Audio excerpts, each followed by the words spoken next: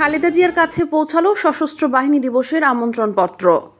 ২১ November সশস্ত্র বাহিনী দিবসে সেনাকুঞ্জে অনুষ্ঠিত সংবর্ধনা অনুষ্ঠানে বিএনপি চেয়ারপারসন খালেদা জিয়াকে আমন্ত্রণ জানিয়েছে প্রধান উপদেষ্টার কার্যালয়ের সশস্ত্র বাহিনী বিভাগ।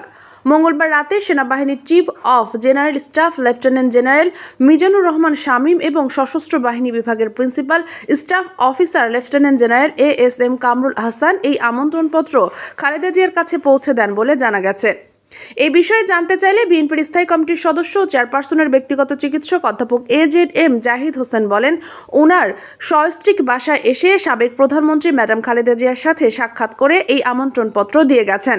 বিএনপির মিডিয়া সেলের সদস্য শায়রুল কবির খান বলেন, এর আগে দুপুরের দিকে বিএনপির ভারপ্রাপ্ত চেয়ারম্যান তারেক রহমান, দলের মহাসচিব মির্জা ফখরুল ইসলাম আলমগীর সহ স্থায়ী কমিটির সদস্য ও সিনিয়র নেতৃবৃন্দ মিলে ২৬ জন নেতার নামে আমন্ত্রণ কার্ড গুলশানে চেয়ারপারসনের কার্যালয়ে চেয়ারপারসনের একান্ত সচিব আব্দুস সাত্তারের কাছে সেনা কর্মকর্তা দিয়ে গেছেন।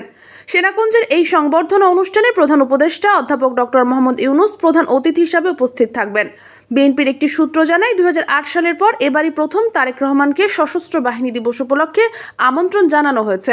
এর আগে স্বৈরাচার আওয়ামী লীগ সরকারের সময় সশস্ত্র বাহিনী দিবস উপলক্ষে আয়োজিত অনুষ্ঠানে খালেদা জিয়া যেতেন।